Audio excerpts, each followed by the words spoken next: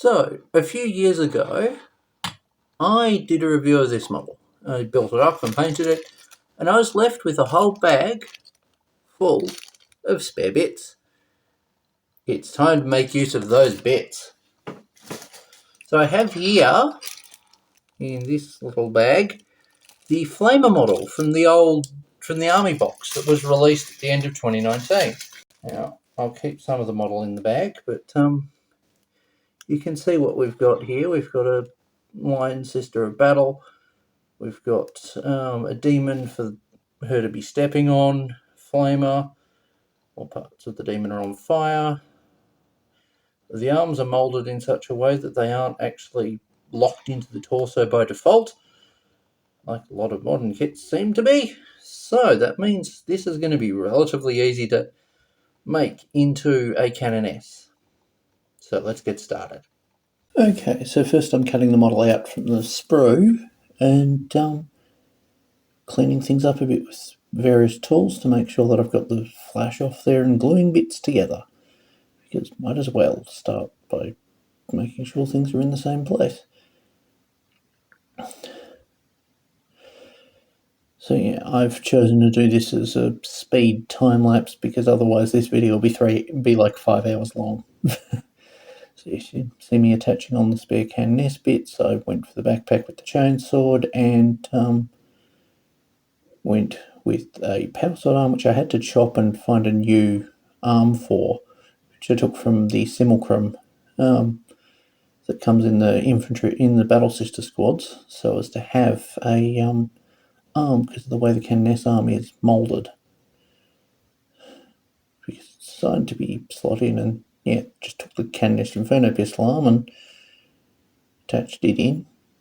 Originally went with the bolt pistol, but I liked the idea of the Inferno pistol, so I went with it instead. Then proceeded to sort out, which part is that? To sort out the base a bit. Ah, yes, details. Adding in details. I added a Sister of Battle icon onto her skirt that was much bigger and more fitting of a Canoness. And I do come back and add another one onto her body in a moment. Yes, I am probably being quite dangerous with a knife. Here we go, here is the chest icon. And here we are constructing the base. Now, for my commander bases, I prefer to use spare parts, as in particularly leftover basing material from building other models.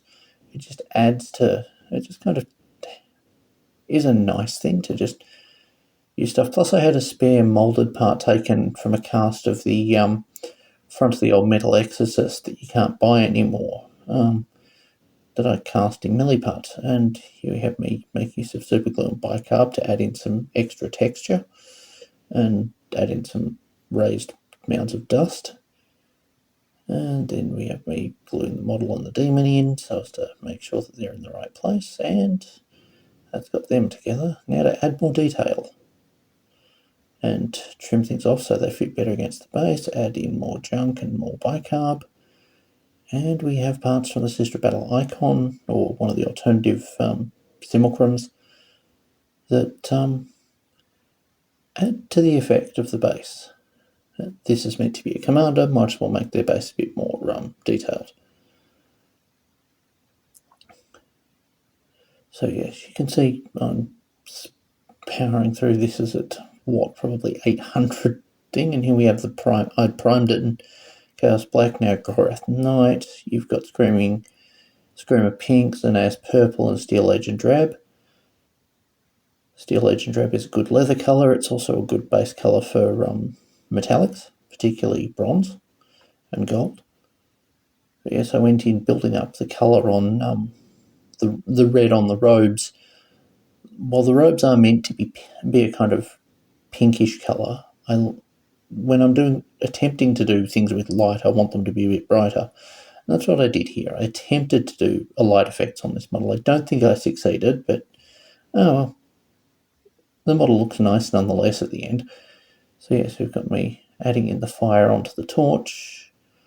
We've got Steel Agent Drab, Cygnus yellow from P3 and Iandin yellow contrast, and some chaos and some Abaddon black. I keep calling Abaddon black Chaos black because that's what it used to be named, if I remember correctly.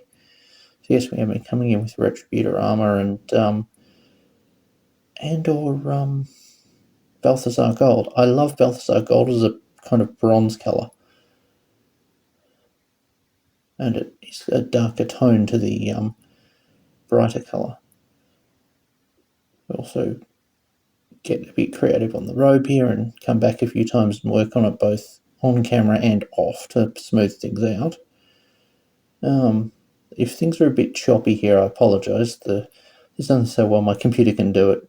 Actually, keeping footage together at this speed because I sped things up a lot because painting takes quite some time.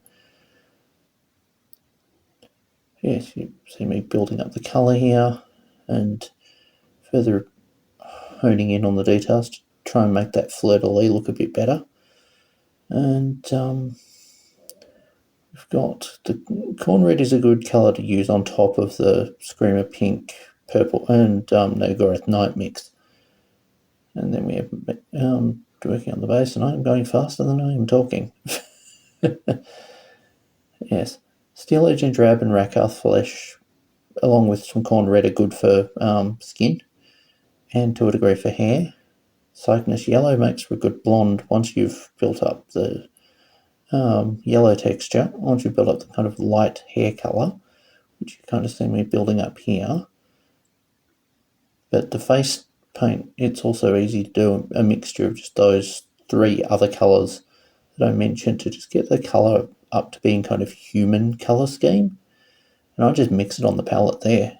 Like, I know Cadian Flesh Tone exists, and I have some, but it always feels terracotta to me, so I like to just mix my own paint for this.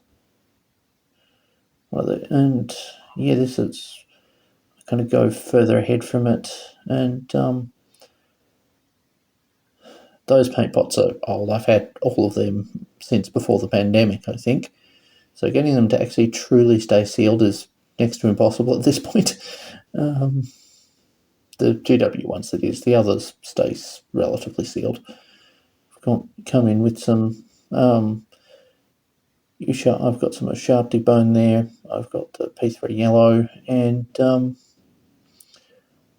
just adding in more skin and kind of making it look a bit more skin. And unfortunately here, I ended up not having the camera in frame while I was adding the yellow onto the hair. Probably for the best. The hair ends up looking like He-Man. And then I come back over it with the sharp debone to tone it down a bit on the side that's less visible to the flame, so as to kind of, like, I make the skin a bit brighter on the side where the fire is and more kind of deep on the other side. This is where I'm not sure I succeed particularly well with the some vague attempt at objects or sliding. But at the same time, I'm not going to go back and repaint the model at this point. I actually really like the end result of this, and yeah, you can see me kind of mixing the kind of colour mixing together going on, and a bit of wet blending on the model as well. So yeah, we've got me also going in and adding in more colour tone onto the actual robes. Now, I do go back afterwards and add in more tone onto the robes and make those bumps look intentional. I don't know how they came about, but it was probably a matter of grit got into the paint, or the paint itself decided it wanted to be a bit more solid than I intended.